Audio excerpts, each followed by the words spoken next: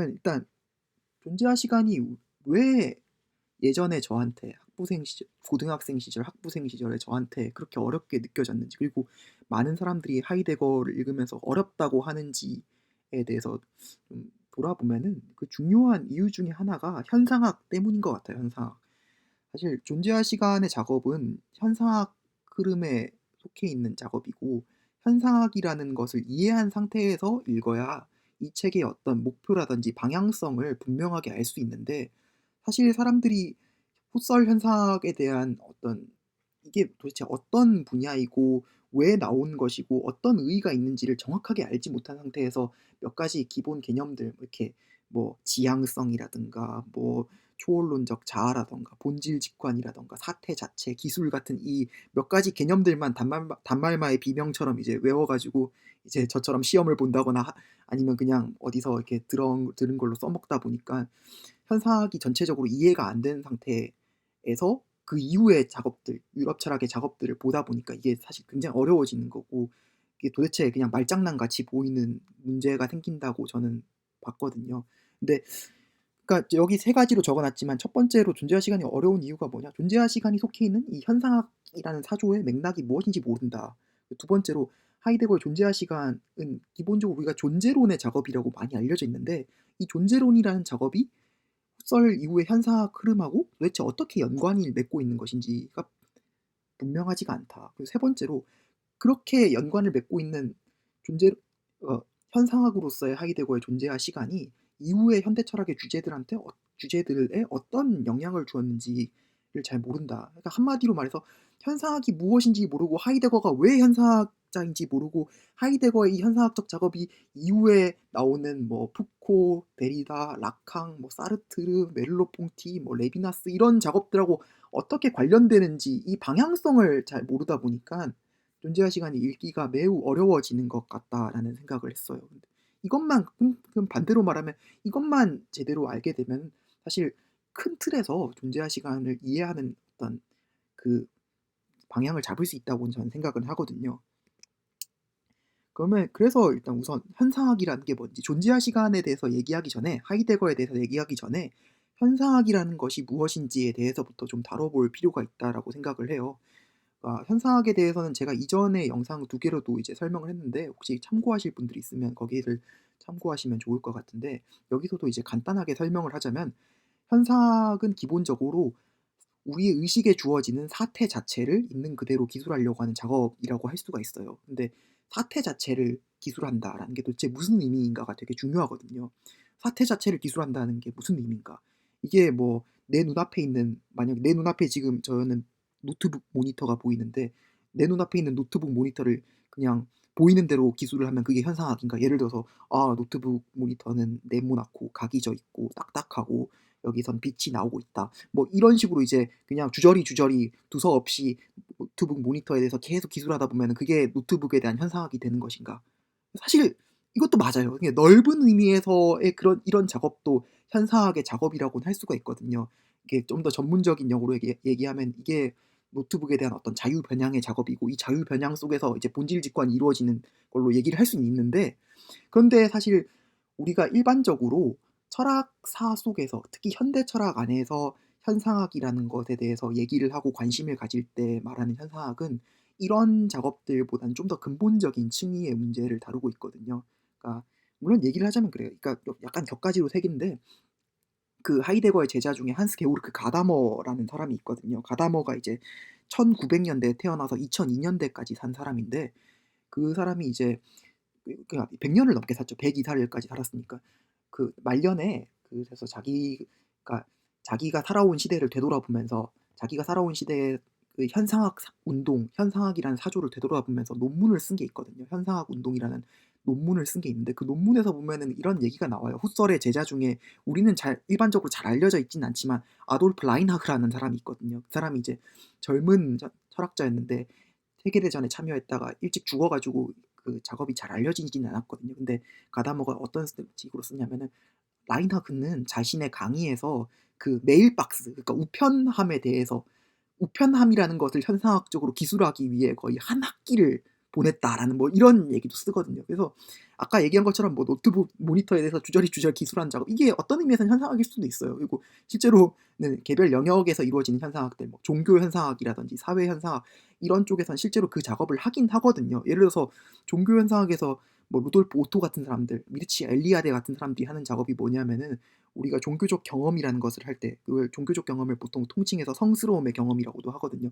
성스러움의 경험이라는 것을 할 때 도대체 우리는 어떤 감정을 느끼는가? 우리가 느끼는 감정 두려움을 느낀다. 그다음에 매혹을 느낀다. 뭐 이런 것들을 쭉 기술한 다음에 그래서 성스러움이라는 것은 두려운 떨림, 뭐 매혹적인 떨림 뭐 이런 식으로 두려운 신비, 매혹적인 신비 이런 것이다라고 이제 규정하는 본질 직관을 하는 작업들이 있긴 하거든요. 근데 이런 작업들이 물론 현상학의 작업이긴 하지만 우리가 아까도 얘기했듯이 철학사 속에서 현상학의 흐름이 주목을 받고 현상학이 무엇인지에 대해서 얘기할 때는 요런 개별적인 현상학의 작업들보다는 한 차원 더 근본적으로 우리의 인식의 구조에 대한 작업들, 우리 인식이 어떤 식으로 구조화돼 있고 어떤 식으로 인식의 조건이 무엇인지에 대한 작업들에 초점을 맞추는 게 현상학의 주요 문제가 되거든요. 그러니까 좀 더 구체적으로 얘기하자면은 그 후설이 현상학의 창시자인 후설이 살았던 시기는 사실 이제 그 학문적인 영역에서는 실증주의 사조가 횡행하던 시기였거든요. 모든 것들이 다 자연과학적인 방법으로 검증될 수 있고 예측될 수 있고 측정될 수 있다라는 이런 믿음들이 이제 널리 퍼져 있던 때였는데 근데 후설이 보기에는 후설의 문제의식은 그거였죠. 우리의 인식이 이런 실증주의적인 사고방식에 의해서 너무나 많이 왜곡되어 있다. 우리가 자연과학적으로 세상을 바라볼 수 있다는 그 사고방식에 갇혀 있다 보니까 자연과학 이외의 방식으로 우리에게 주어지는 것들, 예술의 경험들, 뭐 종교의 경험들, 윤리의 경험들, 이런 경험들이 자연과학적 선입견 때문에 이런 경험들이 다 이제 매몰되어 버리고 사장되어 버리고 말았다. 그래서 자연과학적 진리만이 온전한 진리이고 자연과학적인 인식만이 온전한 인식이고 나머지 진리들, 나머지 경험들은 다 허구적인 것, 무의미한 것으로 다 배제되어 버렸다라는 게 후설의 문제의식이었거든요. 그러니까 후설이 말하는 사태 자체로 여기 밑에도 적혀 있지만 쭈덴 자켄 젤브스트라는 이 말은 무슨 뜻이냐면은 우리 의식에 주어지는 수많은 경험들은 사실은 자연과학과 실증주의라는 그 틀에 국한되지 않는데 우리 인식이 자연과학적이고 실증주의적인 그런 사고방식에만 매몰되어 있다 보니까 자연과학적이지 않은 그런 여러 가지 영역들에서 우리에게 주어지는 유의미한 진리들, 유의미한 경험들을 우리가 보지 못하게 되었기 때문에 그런 경험들을 보기 위해서 우리의 인식을 구성하고 있던 잘못된 선입견들을 벗어나야 된다라는 게 현상학의 주요 목표였거든요. 그게 바로 사태 자체로라는 그 유명한 현상학의 포효가 주장하고 있는, 담고 있는, 얘기하고 있는 바이거든요. 그래서 후설은 이런 사태 자체로 다가가기 위해서 이제 세 가지 환원을 제시하는데 제가 이전 영상에서도 말했지만 일반적으로 이렇게 요약하는 게 많거든요. 그러니까 후설 본인도 이런 식으로 주장했고 후설 연구자들도 많이 이렇게 요약을 하는데 현상학적 환원, 초월론적 환원, 형상적 환원이라는 방법을 써요. 이 방법을 써서 잘못된 선입견들로부터 벗어나서 우리의 의식에 주어지는 다양한 경험들을 바라볼 수 있게 나아가자라는 게 후설의 목표인데 기본적으로 후설이 주장하는 게 그거예요. 우리가 현상학적인 태도를 취하지 않았을 때, 그러니까 아직도 자연과학의 그 인식에만 매몰되어 있고 실증주의적인 방식으로 세상을 바라보려고만 하는 그런 태도에 갇혀 있는 모습, 일상적인 태도에 갇혀 있는 모습을 후설은 넓게 통칭해서 자연적 태도 속에 있다라고 말을 하거든요. 자연적 태도. 근데 그 자연적 태도에서 벗어나기 위해서 써야 되는 방법이 이제 현상학적 환원의 방법들, 세 가지 환원의 방법들인데 이제 각각 얘기하자면 이런 것들이죠. 첫 번째로 현상학적 환원이라는 거는 이게 어떤 거냐면은 자연적 태도에서 벗어나기 위해 우리가 가지고 있던 선입견들의 판단 용지를 해보자. 그러니까 이 세계를 자연과학이 제시하는 그런 수리물리학적인 법칙에 의해서 판단할 수 있고 측정할 수 있다라는 그 선입견을 일단 괄호치고 판단 중지하고 그런 선입견들을 배제한 상태에서 자, 있는 그대로 한번 세상을 보기 위해서 노력을 해보자라는 게 이제 현상학적 환원이 주장하는 바이거든요. 그러니까 현상학적 환원의 방법이라는 건 다른 말로 하면 뭐냐? 판단 중지의 방법, 에포케라는 방법이고 괄호치기의 방법이다라고 할 수 있는데 근데 이렇게 판단 중지를 하고 괄호치기를 해서 우리의 자연과학적 선입견들이라든지 그 외에 여러 가지 그 이론적인 선입견들을 다 이제 배제를 하고 나면 어떤 게 발견되느냐?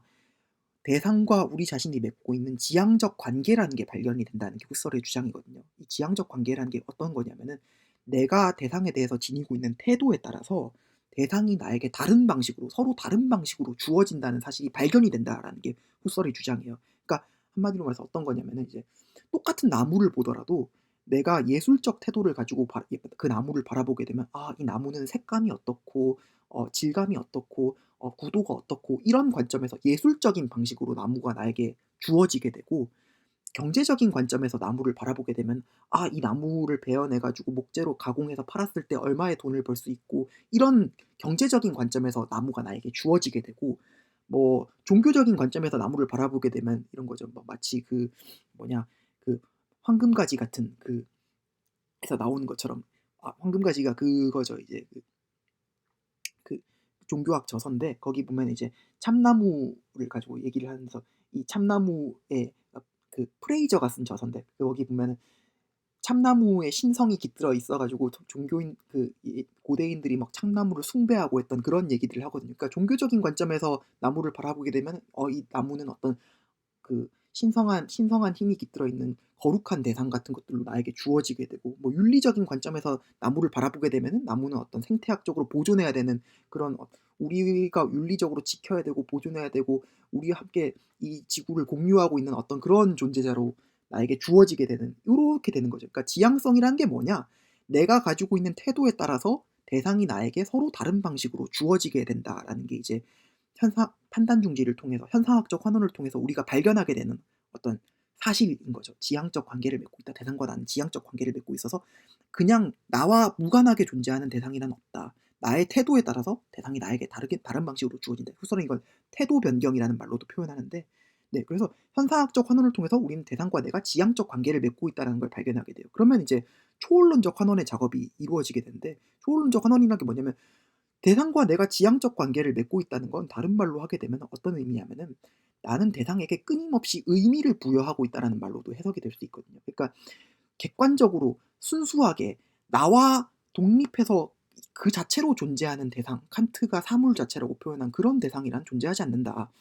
대상이라는 건 언제나 나의 관점에서 나에게 의미 있는 무엇인가로 주어지기 때문에 이 세상에 있는 모든 것들은 나에게 해석되고 나의 관점에서 주어지는 대상들이고, 반대로 말하면은 내가 의미를 부여하고 있고 내가 어떤 방식으로 해석하고 있는 그런 대상으로 존재를 하고 있다는 거죠. 그러니까 이게 뭔 뜻이냐면은 후설은, 그러니까 이 얘기를 하는데 그 초월론적 자아, 순수 자아라는 말을 써서 얘기를 하는데, 우리의 세계라 이 대상들과 이 대상들로 구성되어 있는 우리의 세계라는 것들은 나를 중심으로 해서 내가 의미를 부여하고 나에게 의해서 해석되어지고 나의 관점에서 주어지게 되는 의미로서의 세계라는 게 후설이 주장하는 바이거든요.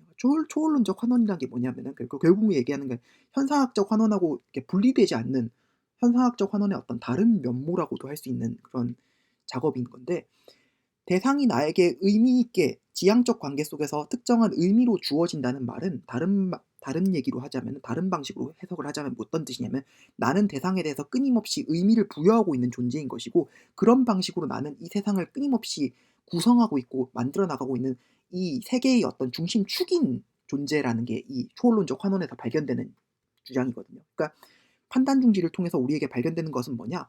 나라는 존재, 순수 자아로서의 나라는 존재, 초월론적 자아로서의 나라는 존재가 세계를 끊임없이 구성하고 있고 대상에 끊임없이 의미를 부여하고 있고 대상을 끊임없이 특정한 관점에서 바라보고 있다. 그렇기 때문에 나와 분리된 객관적으로 존재하는 대상이란 허구적인 것이고, 모든 존재하는 것들은 나에게 의존하고 있고 나에게 주어지고 있고 나의 관점에서 해석되고 있고 나에 의해서 의미가 부여되고 있다라는 게 초월론적 환원을 통해서 어 그 드러나는 일종의 현상학적인 진리인 거죠. 그래서 그렇게 되면 이제 형상적 환원, 그러니까 세 번째로 쓴 형상적 환원, 이제 본질 직관이라고도 하는 이 형상적 환원의 방법이라는 게 가능해질 수 있는 건데, 주어져 있는 이 대상이라는 것이 나에게 의해서 매 순간 매 순간 의미가 부여되고 있고 나에게 의해서 끊임없이 해석되고 있고 나의 관점에 주어지고 있는 대상이라면은 이 대상의 본질이라는 건 뭐냐? 매 순간 매 순간 끊임없이 달라지는 이 나에 의해서 대상이 끊임없이 새로운 의미가 주어지고 새롭게 나에게 해석된다고 하더라도 그 매 순간 달라지는 대상들 속에서도 어떤 중핵은 항상 남아 있다라는 게 후설의 주장이거든요. 이게 더 구체적인 예를 들면 이런 거죠. 내가 이 의자라는 거는 내가 어떤 태도를 취하고 어떤 관점에서 바라보는지에 따라서 계속 나에게 주어지는 측면들이 달라지잖아요. 나는 의자를 앞에서 바라봤을 때의 모습, 의자를 뒤에서 바라봤을 때의 모습, 옆에서 바라봤을 때의 모습, 매 순간 매 순간 의자의 존재는 나에게 서로 다른 방식으로 주어지게 되는데, 그럼에도 불구하고 그 다른 모든 일련의 그 경험들을 나는 의자에 대한 경험이라고 통칭해서 부른다는 말이죠. 그렇긴데 그렇게 부를 수 있는 건 뭐냐면 그 서로 다른 경험들을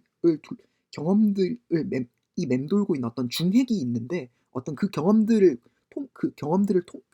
통일성을 부여하는 어떤 본질이라는 것이 있기 때문인데, 그 본 그 서로 다른 경험들을 계속 이제 맴도는 과정에서 무엇이 정말 의자인지를 우리가 찾아낼 수 있다라는 게 후설의 기본 아이디어니까, 계속 매 순간순간마다 의자가 서로 다른 측면으로 나에게 주어진다고 하더라도 여전히 그것은 내가 그 대상은 내가 의자라고 부르는 대상이고, 그게 의자라고 부르는 대상이 될 수 있다는 것은 서로 다른 경험들 속에서도 무언가가 중핵이 있기 때문이다. 어떤 아인하이트, 통일성이 있기 때문이다. 그 통일성을 발견하는 작업을 한번 해보자라는 게 이제 현상학에서 얘기하는 본질 직관의 작업인 거죠. 그래서 제가 아까 얘기했던 것처럼 이제 종교 현상학에서는 성스러움이라는 게 각 종교마다 다 다른 방식으로 주어지고, 성스러움이라는 게 각 제의마다 다 다른 방식으로 드러났는데도 불구하고 우리가 뭔가를 성스러움이라고 부르고 있는데, 그때 얘기하는 성스러움이 뭔가, 그 매 순간 매 순간 다른 그 성스러움의 경험들 속에서도 하나의 어떤 아인하이트, 통일성이 있기 때문에 그 통일성을 잡아내는 어떤 포착해내는 작업을 해보자 해서,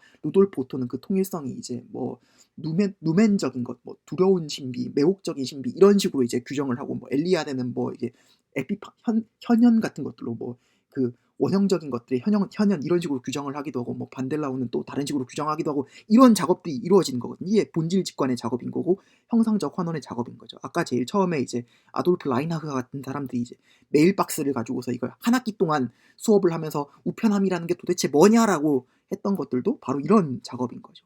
그래서 현상학은 이런 현상학적 환원, 초론적 환원, 형상적 환원이라는 작업을 통해서 사태 자체로 나아가려는 시도를 하는 건데, 사태 자체로 나아간다는 거는 그래서 크게 얘기하면 두 가지 의미로 얘기될 수 있다고 봐요. 한편으로는 이제 실증주의에서 벗어나서 우리 의식에 대상이 주어지는 방식, 그러니까 우리의 초월론적 자아로서의 우리에게 대상이 주어지는 방식, 그 일반적인 그 방식 자체를 탐구하는 학문으로서의 현상학, 후설이 했던 그 현상학을 사태 자체로라고 표현을 할 수도 있죠. 왜냐하면 초월론적 자아의 사태가 어떻게 주어지는지를 탐구하는 분야이기 때문에, 그 구조, 초월론적 자아의 구조를 탐구한다는 의미에서 사태 자체를 탐구한다라고 할 수 있고, 또 다른 한편으로는 그렇게 주어지는 개별적인 대상이 어떤 대상이고 어떤 식으로 우리에게 주어지고, 그 개별 영역들이 어떤 방식으로 구성되는지, 그러니까 개별 영역으로서의 사태를 파악한 학문으로서 현상학도 현상학이고, 그 개별 영역들이 우리에게 일반적으로 주어지는 보편적인 방식으로 주어지는 근본 그 초월론적 현상학, 그 초월론적 구조를 탐구한다는 그게 초월론적 현상이라고 하거든요. 그런 의미에서의 사태 자체에 대한 탐구도 현상학이라고 볼 수 있고, 우리가 일반적으로 철학사 속에서 후설 현상학, 그리고 하이데거, 멜로퐁티, 레비나스 같은 사람들을 얘기할 때는 이 두 번째 초월론적 현상학, 그러니까 우리의 인식이 어떻게 구성되어 있는가, 우리에게 대상이 어떻게 주어지고 있는가, 개별 사태 영역이 아니라 그 사태들 일반이 우리 의식에 주어지는 방식, 우리에게 경험되는 방식을 탐구한 학문으로서의 현상학을, 그 초월론적 현상학을 주로 얘기한다라고 보통 알고 계시면 괜찮을 것 같습니다.